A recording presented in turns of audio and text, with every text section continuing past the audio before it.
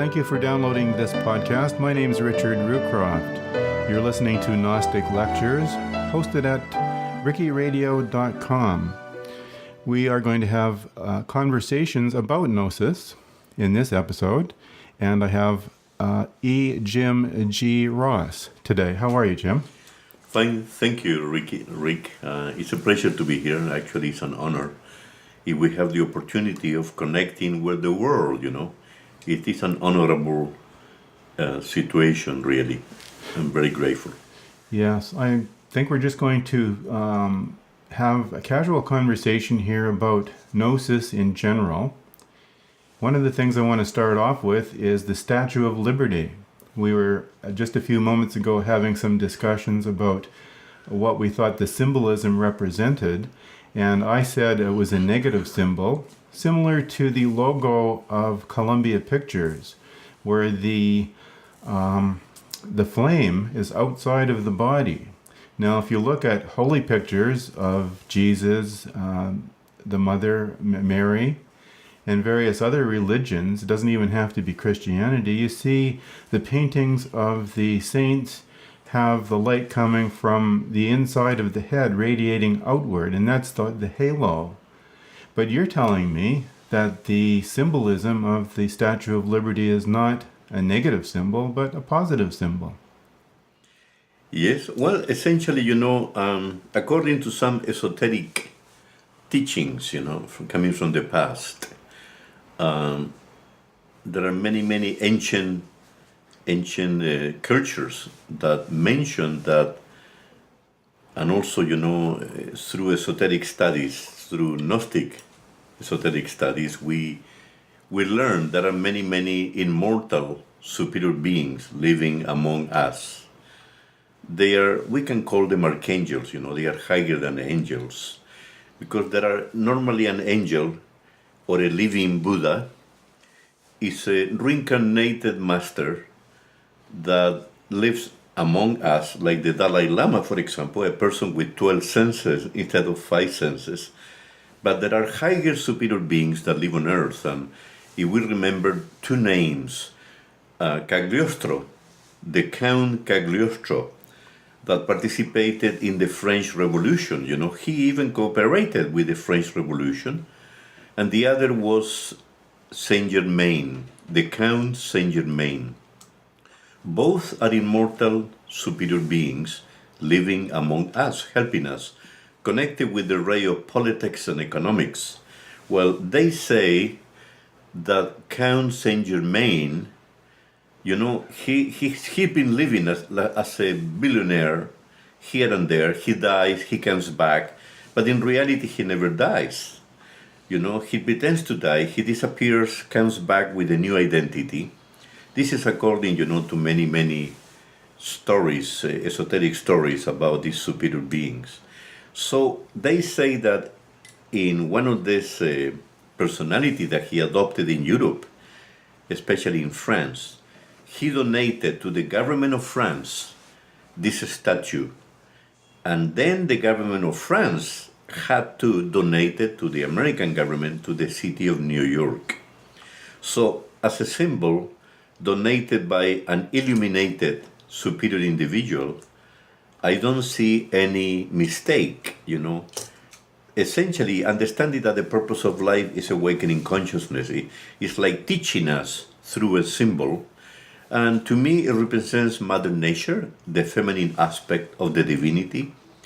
With the torch is showing that we have to walk illuminated from the solar light, and the fire is connected with the solar light, with the sun. And also, I agree with you, Rick, that all saints and superior beings reflect the light coming from within. But remember that we are a perfect representation of the universe.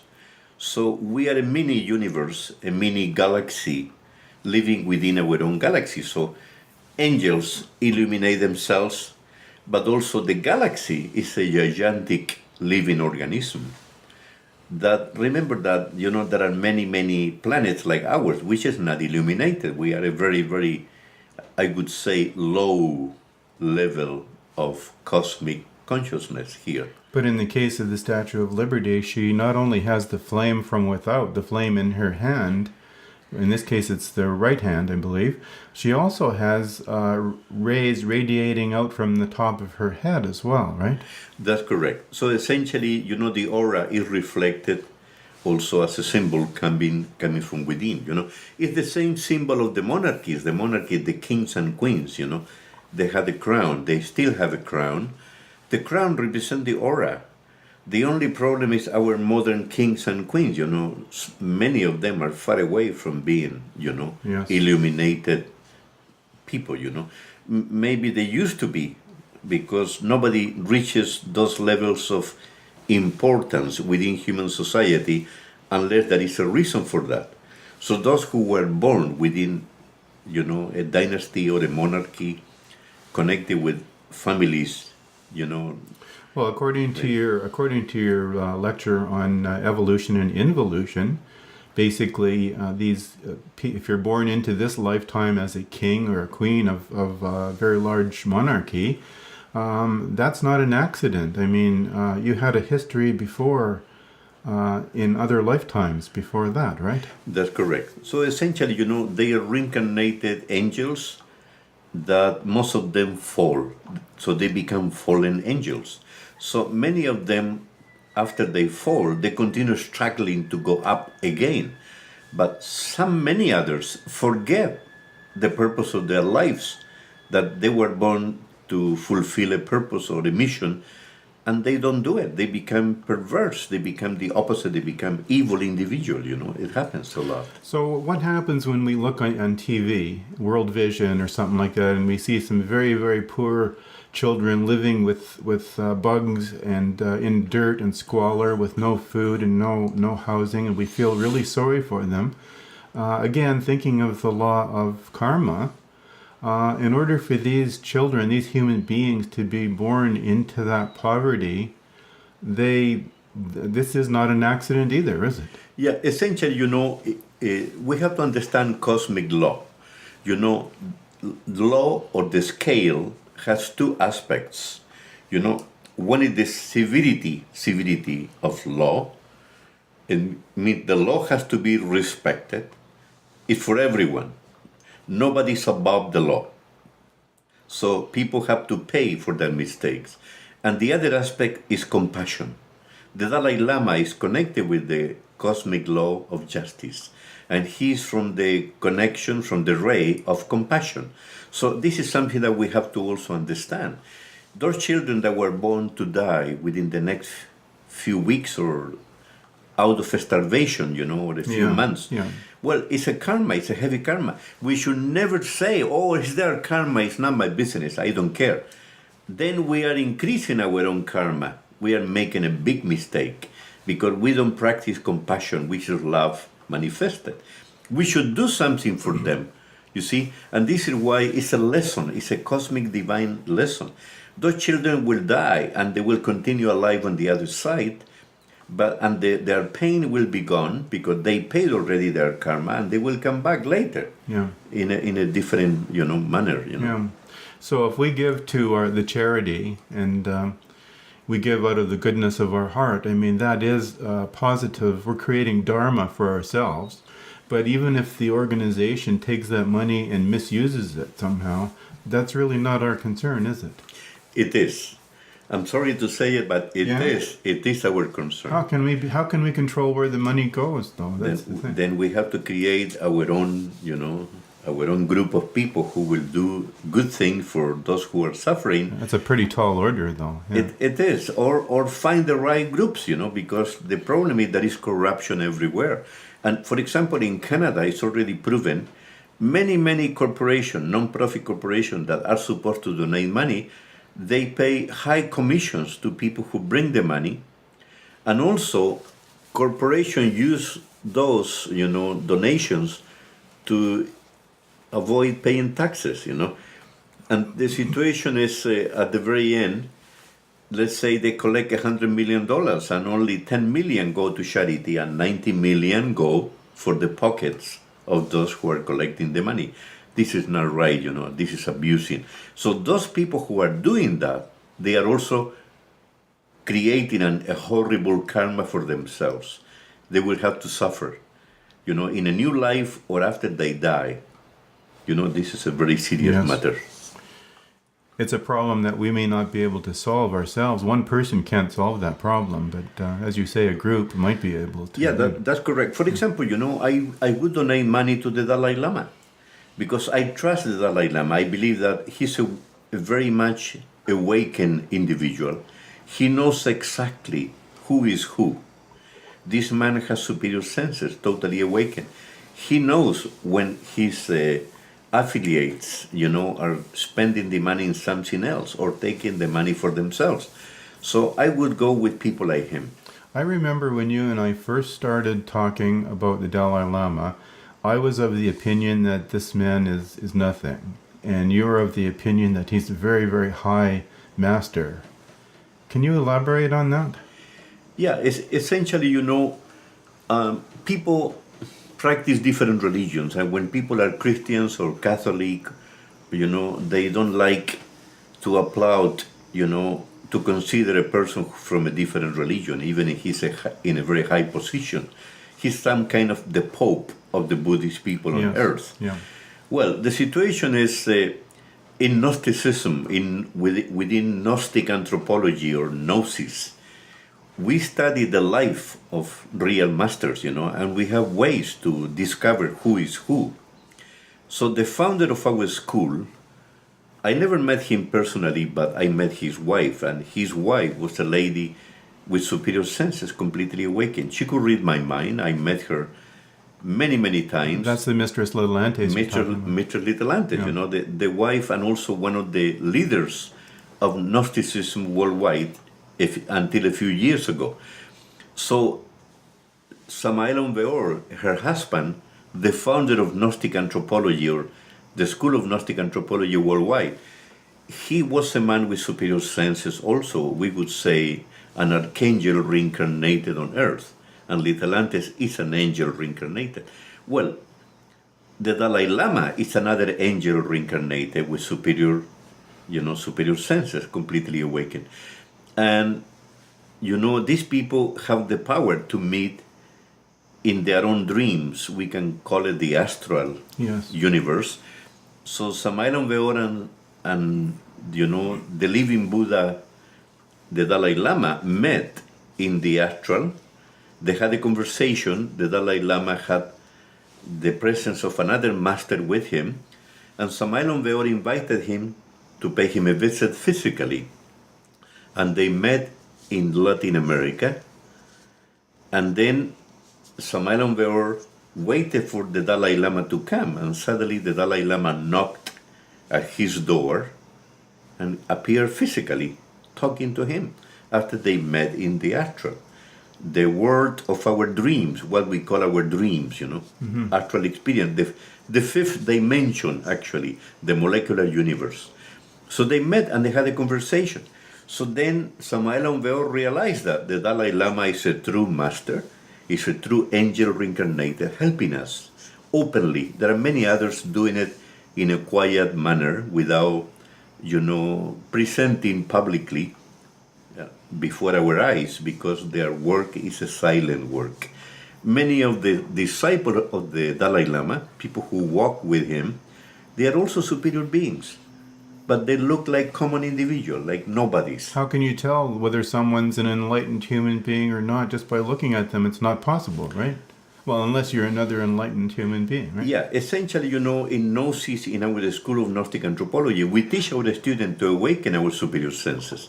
So if you learn to awaken the third eye, the pituitary gland, or clairvoyance, our creative imagination, if we learn to awaken it, we'll be able to see the aura of a master, the aura of a saint, and also we'll be able to communicate telepathically and to discover incredible things. And so essentially, it's a matter of awakening our own potential, and then we can connect with superior, the superior dimensions of space and superior people. It is possible. That brings to aliens, and I wanted to discuss little green men from Mars and Martians and flying saucers and all of that sort of thing. But I'm aware of the fact that Samael Aun-Weor wrote a book about aliens. Now, I've never seen an alien that I know of. And I've always been, yeah, well, show me. I'm from Missouri, right? But could you elaborate on what Samael said about aliens? Yeah, essentially, we can say our level of evolution, okay? Our level of evolution on Earth is a very low level. We could say we are in kindergarten, okay? We are children who haven't learned even to walk the right way, okay? So children who haven't learned to walk, normally in a daycare, you can see them, moving around, and suddenly somebody opens a door to another room. Oh, and the child will be surprised, And normally when the child learns to walk, will open the door by himself, herself, and there you see that there is another world there. Other children, grown-up people are there. This is what happens to us. The entire galaxy, is ruled by cosmic laws. The law of 7 is the law of organization of the universe. The law of 3 is the law of creation. So do you know that there is life in every planet within the galaxy? Except the moons. The moons are dead planets. They used to be alive with life, forest, oceans, etc., and different species. Our moon is a dead planet. But all other planets have life. The life maybe is not, maybe it's not cellular. Maybe they don't have a cellular body. Maybe they have a molecular body that makes it invisible to the human eye.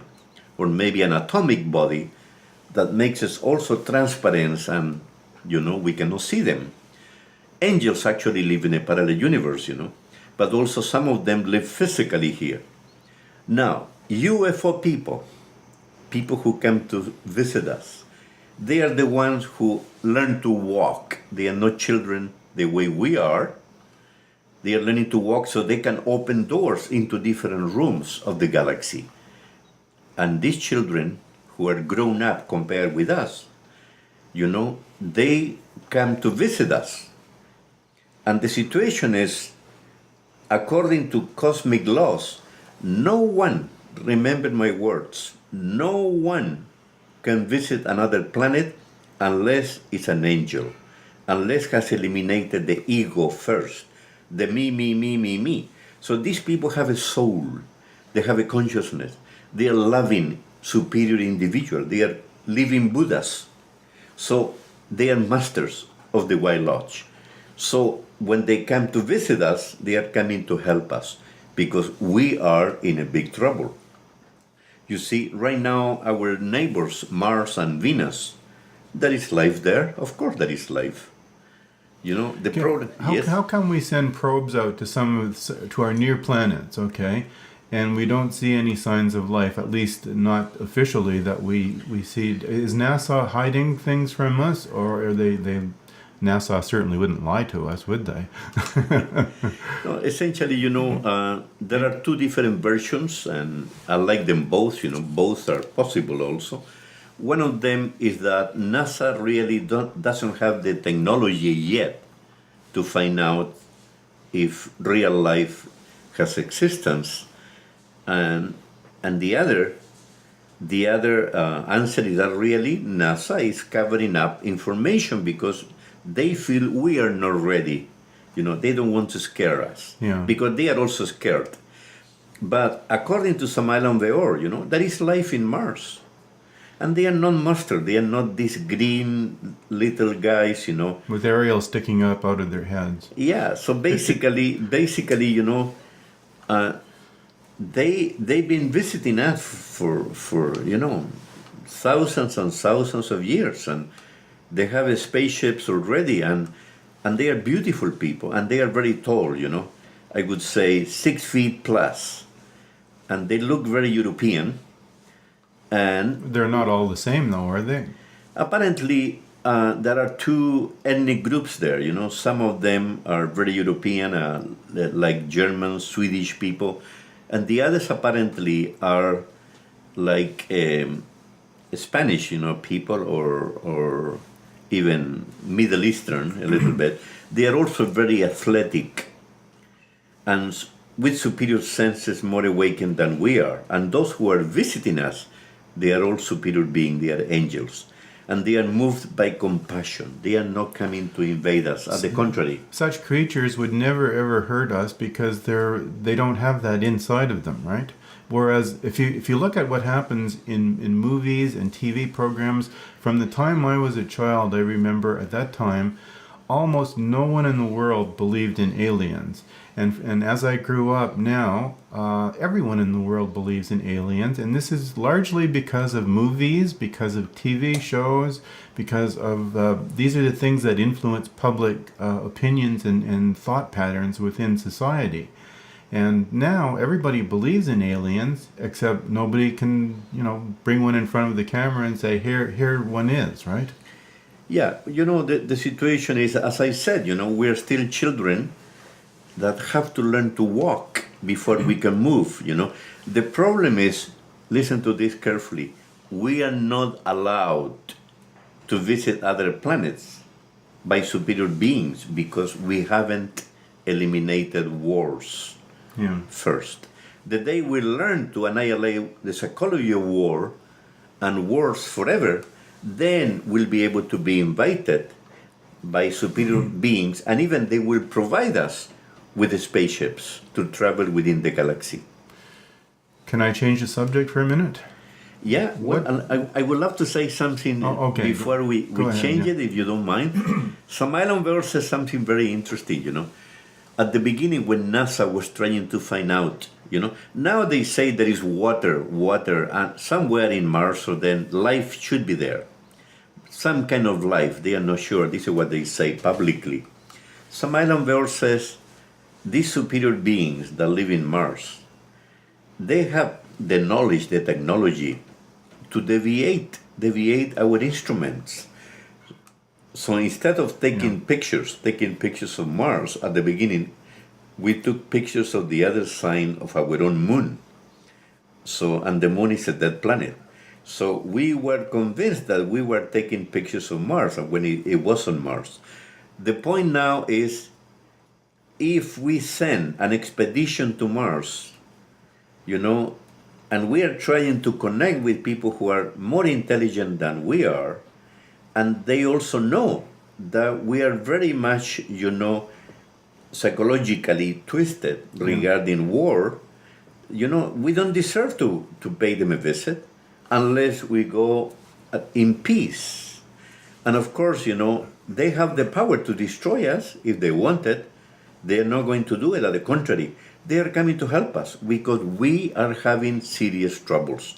We have the risk of having a nuclear war or a nuclear accident. That's what I was going to ask you. What did Samael say about nuclear war?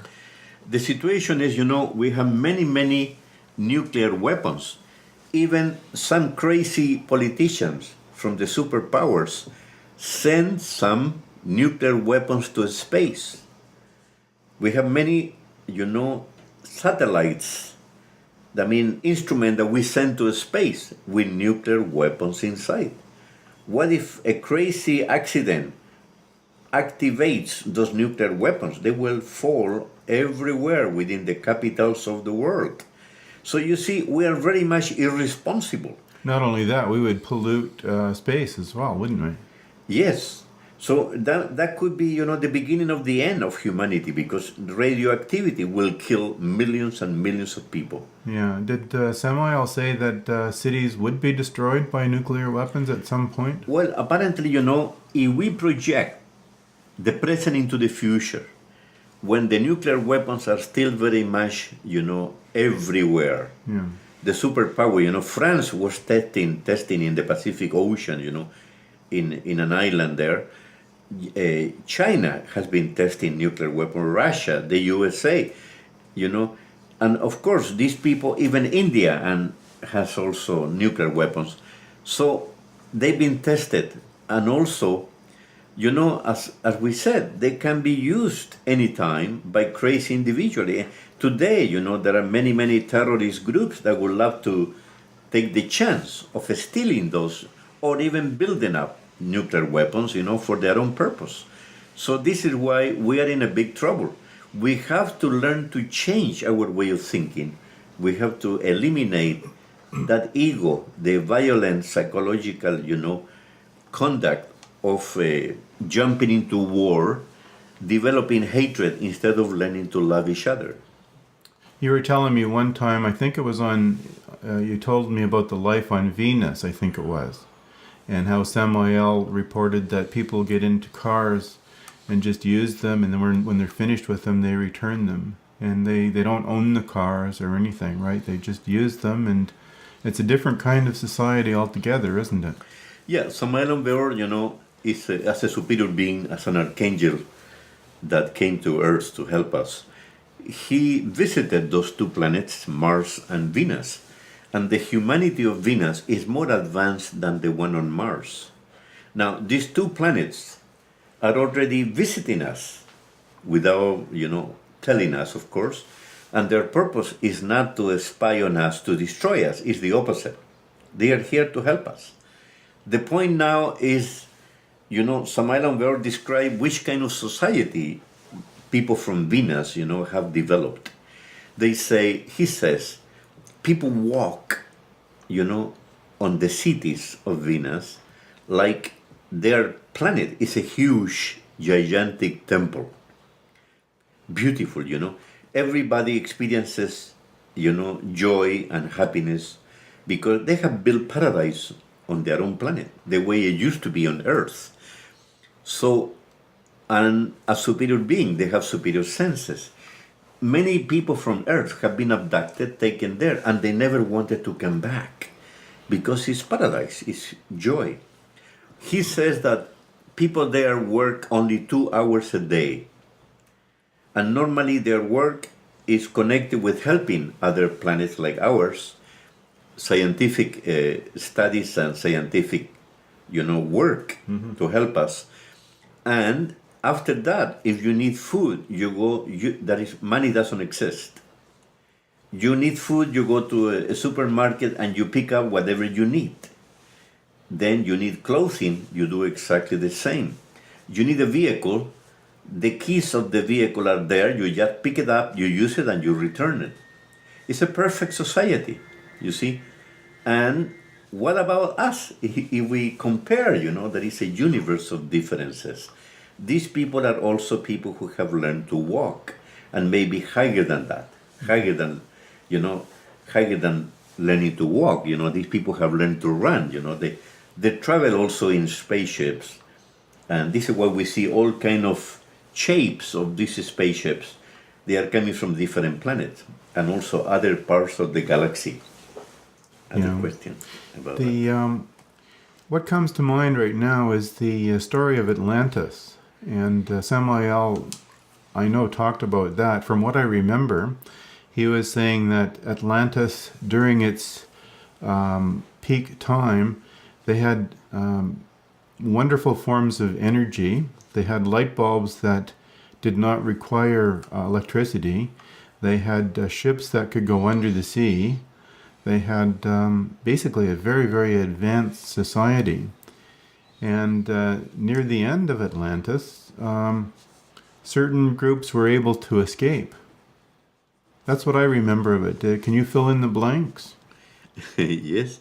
Yeah, essentially, you know, there are many, many documents that relate or they describe what happened in Atlantis, you know. Even in the pyramids in Mexico is written in a codified language what happened to our ancestors from Atlantis, and the pyramids in Egypt, you know. There are all kind of documents that scientists haven't been able to understand because they are written in a codified language. But also, if you are a clairvoyant, if you can see the memories of nature, they call them the Akashic records of nature. You can see in the fourth dimension, every scene is recorded. So we cannot change the past because the past is already gone, but is recorded anyway for our own experience. So the Atlantean became technologically more advanced than we are, much more advanced, you know. They had the spaceships already going to the moon, and people had holidays in the moon. They created also an environment in the moon for people who travel there. They, as you said, they travel under the ocean, you know. Their technological, you know, knowledge was really more advanced than ours today. The problem is psychologically they became monsters. There was a moment that, you know, they became, you know, animals with human appearance, extremely cruel. You know, they had also wars, all kind of wars, and even human sacrifices. You know, and they knew the science of transplants. So they had a queen, and that queen, to keep younger, they performed human sacrifices. They killed younger women. They took their organs and transplanted them to that queen to keep her younger. And the dead bodies of these young women were thrown to the multitudes watching. You know, that was like a ritual, a black magic ritual, and a very evil, you know, conduct and behavior at that time. And those multitudes watching, they became cannibals. They were able to eat human flesh, you know. Of course, with this kind of, you know, behavior, Mother Nature also became very ill. The planet Earth became extremely ill. There was a global warming similar to ours today, and there was a huge global catastrophe. And this is why, you know, we are repeating similar mistakes to the Atlanteans. Now, when they speak about Noah's Ark, you know, this is also only a symbol. This is totally wrong. In reality, these people had, you know, a spaceship. They had airplanes that were able to travel to the moon. So angelical beings from visiting us from our own planet and also from other planets told those who deserved to survive, those who had annihilated the ego, the animal psychology, those who practiced the development of the true human psychology, awakening consciousness, these people who annihilated the 7 deadly sins, they were told how to survive. So they stole these airplanes and they traveled to more secure lands before the global catastrophe. That was Tibet. And also the Gulf of Mexico. This is why the Tibetans were survivors from Atlantis, and also the Mayans, the Incans, and the Aztecs in the Gulf of Mexico are the ones who survived. It's important to know that the Tibetan language is the same language of the Mayans, for those people who don't know about it. You see, and after that, who survived, you know? Well, So not many people. they went through something that's approaching us, right? Of course. They were, something very similar. So we haven't learned from that experience. This is why it's very possible that in the year 2012, maybe the UFO people will pay us a visit, you know, to alert us about what happened to us in the past, to refresh our memory, and also to tell us what's going to happen, because they cannot do much for us to help us, because our planet is an independent, you know, living organism, connected with them, also connected with the solar system. And this is why, you know, what is affecting us is also affecting them. Yeah. What happened? Samael mentioned 2012, and he also mentioned the year 2043, wasn't it? Yeah, according to the Mayans, Was this from Samael or from the Mayans? both, Okay. both, because you know Samael has the power to connect with real. You know, there are within the Mayan community, they are not as developed as they used to be as survivors of Atlantis, because at that time they were also superior beings. You know, they had developed superior senses and they became also angelical beings. But today, of course, they also enter into a stage of degeneration. But some people who live among them, they are also true masters pretending to be common people. So the Mayans, the Mayan masters, the true living Buddhas, that live among the Mayans, they have told Samael that the year 2043 would be the date, approximately, of the global catastrophe, where the two poles will become the equatorial line. So 2012 will be an anticipation. Something will happen, and that something could be the visit of superior beings coming from other planets, and also superior beings that live here on Earth, that can appear publicly to alert us, to help us.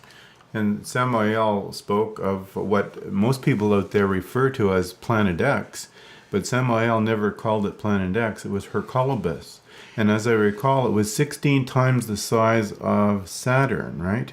And it's not going to hit the Earth, but it's going to come very close to the Earth, and its gravitational pull is going to influence us.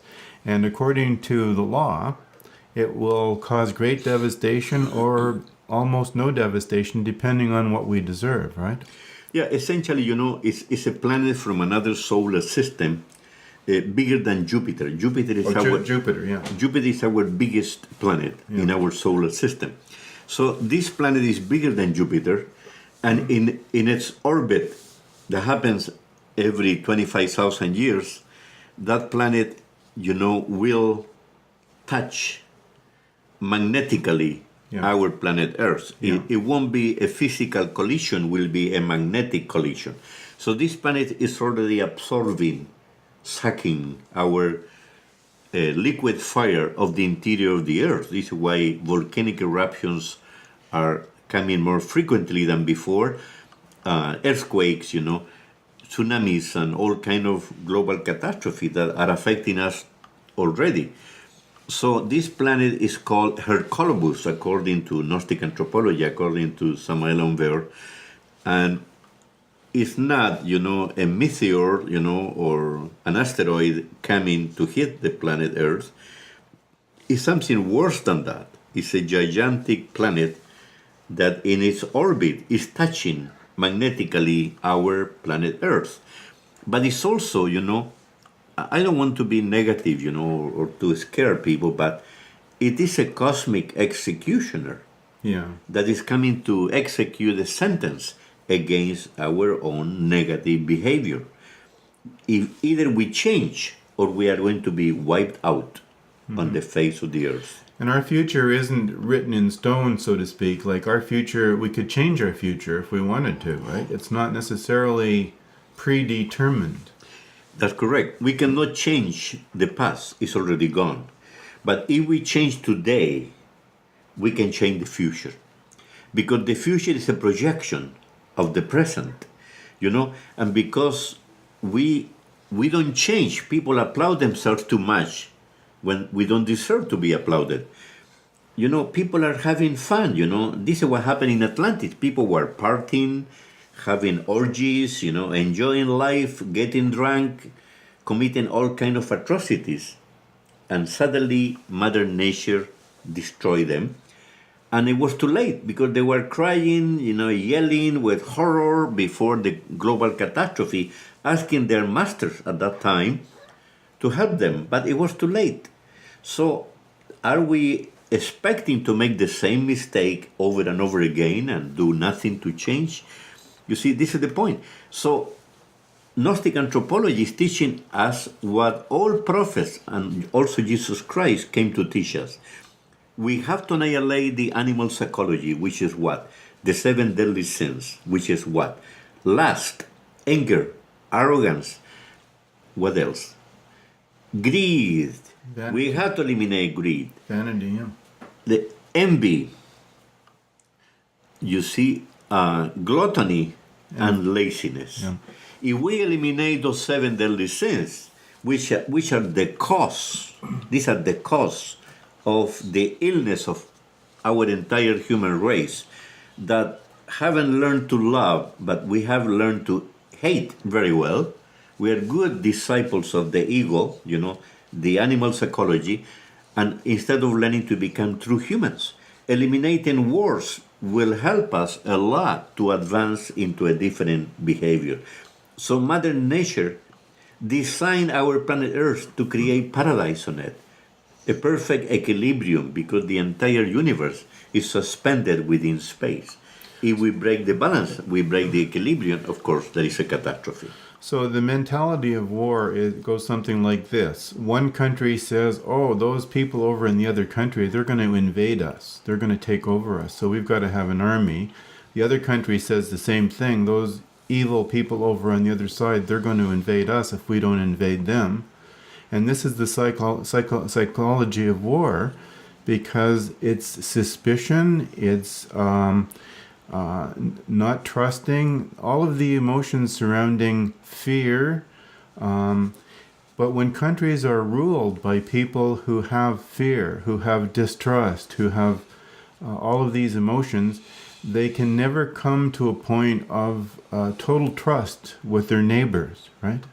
Yeah, everything happens because of the ego. The ego is fear itself. And the ego was created when we divorced from God. When we know that God lives within our heart, instead of going outside looking for, knowledge and wisdom and consciousness and learning to love, we should go inside.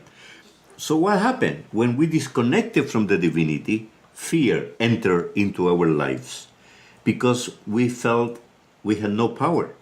We ignore our own inner power. We're a little piece of God.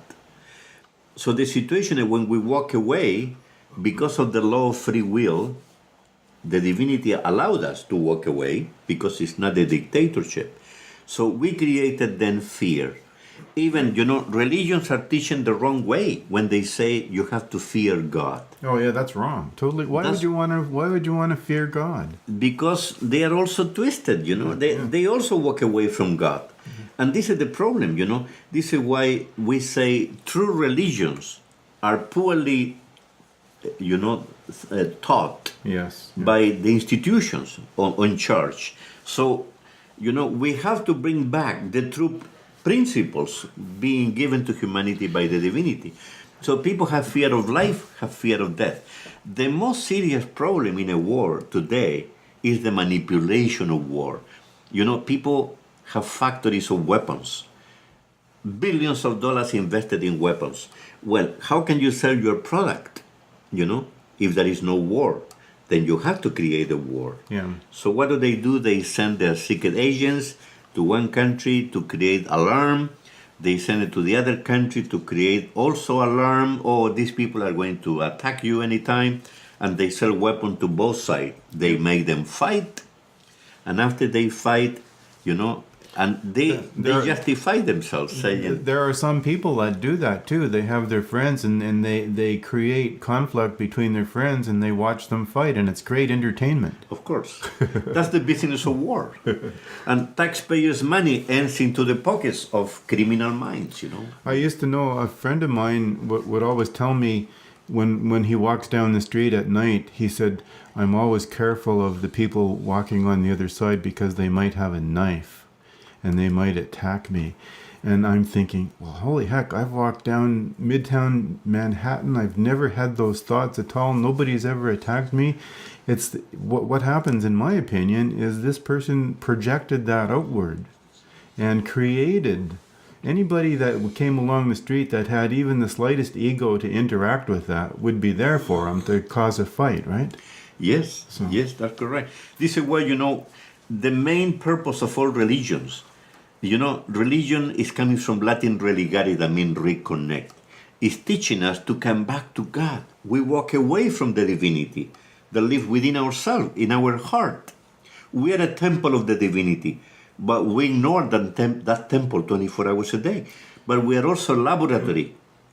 Illness shouldn't exist because all medicine is within ourselves, you see. It's hard for someone to understand that if you don't have any fear inside of you, if you don't have any hatred inside of you, that you can walk anywhere, you can go anywhere and not be afraid because no one will touch you. It's hard for people to understand that. That's correct. Basically, this way, it's important also to awaken your superior senses, because there are many people who pretend to be, good people and they are not, So, an example, the Dalai Lama is an awakened individual with 12 senses instead of 5 senses. The Dalai Lama knew before the Chinese government was going to invade Tibet and was going to kill a lot of Tibetan monks and Tibetan civilians. Now, he knew. So, instead of waiting for them, he decided to move out of Tibet to India. But the Dalai Lama is a man with superior senses and even powers. He had the power to disappear physically and reappear in India. But his followers, all his monks and people who follow him through the mountains, walking, towards India, these people didn't have his powers. So he had to go with them all the way on a mule, walking and for days and days until they arrived to India.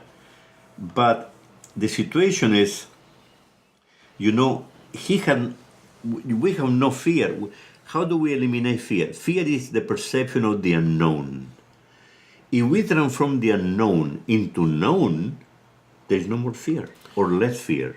I wasn't going to bring this up, but jinn travel.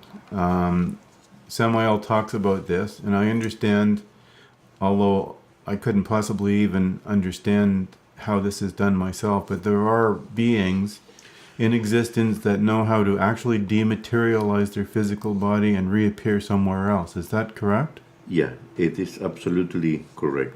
We call it the gene science. Yeah. The gene science. And, we believe we're solid, and we're not. We have millions of particles in our body dancing around with empty space. It's like the universe. The planets, dancing, solar system, the galaxy. We're a perfect replica of our own galaxy. So that empty space, we don't see it because our instruments are not refined enough to see that. But that means we can dematerialize our bodies if we know how to do it. And we can travel at the speed of light and disappear physically and appear somewhere else. Who has that power? God within is our own spiritual being. God within is pure light. You talked about the spiritification of matter. Well, that's exactly what happens when this process happens, right? Yeah, we are made of cells, molecules, atomic particles, and also etheric, ether particles. All these elements, they are all transparent. They are all energy crystallized in different levels. And that accounts also for normal, in quotation marks, normal levitation. There are many accounts, not only of Gnostic people, not only of very high beings, but of some other people as well that knew how to levitate and lift their bodies up off the ground. And what do you have to say about that? I think that's true, right? Yeah, all those who have learned to levitate, they are also the ones who have the power to disappear completely and appear somewhere else. Yeah. And many angels have the power to disappear from here, from America, and appear in Europe in a few seconds. And this is why this is a normal superior sense. Why I said that we don't have it? Are we really normal ourselves? It is normal to have 12 senses. Why do we have only 5? Because the other 7 are there, but atrophied, because we haven't learned how to recognize them and develop them. Well, it's just like dowsing.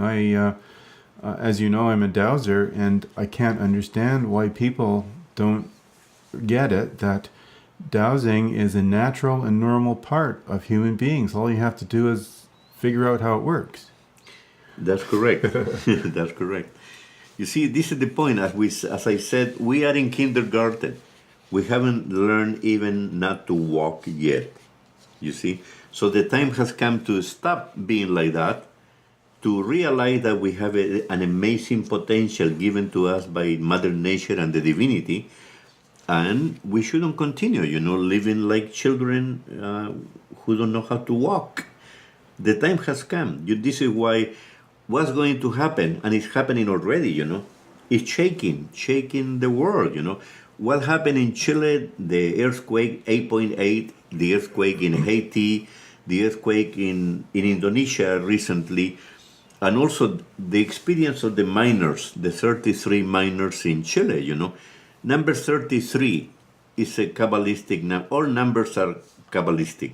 Yes, you're talking about the recent news item. By the time people listen to this, maybe it will fade from memory, but there were 33 miners that were brought up from the mine in Chile just recently, and it was in the news. Yeah, that's correct. Yeah. But this is why the entire planet Earth was watching their rescue. People who were underground for 70 days. Everybody thought that they were already dead. And this is the funniest part, that they discovered they were alive by doing perforation in the middle of a very heavy rock that was extremely hard to be perforated.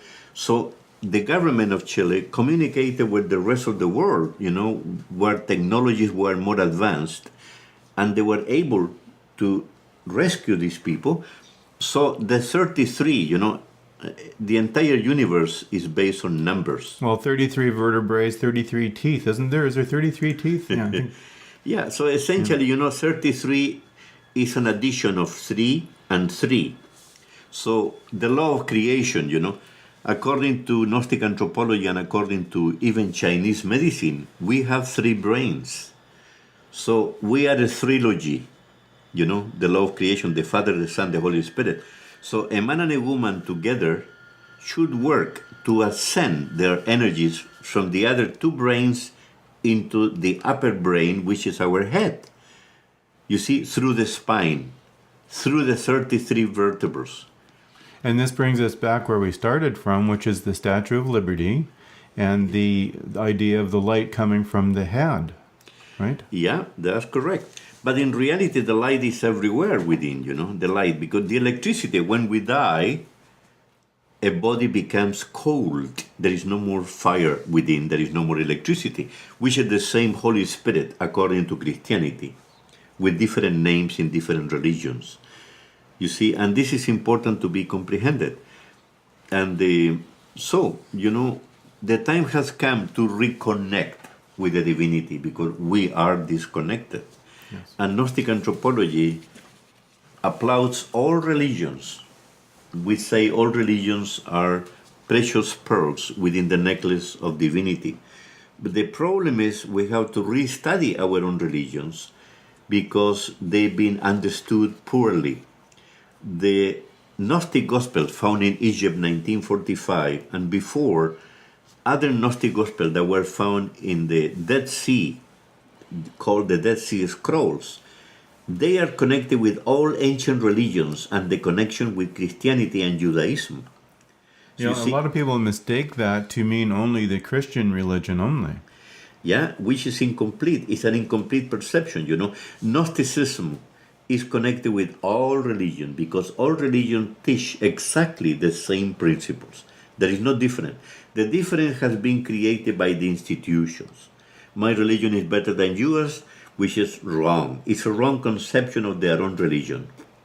Because the business of war made also religions, a justification to attack, another religious group or another religious country, etc., etc. Well, you've been listening to Conversations about Gnosis, Gnostic Lectures at rickyradio.com. I would like to invite listeners to this podcast to send email, the email address, gnosticradio@gmail.com. And thank you, Mr. E. Jim G. Ross, for giving us this opportunity to speak about Gnosis in a sort of informal way. Thank you. Thank you very much, Rick. It's been an honor to be here tonight. We'll see you next time. Yes.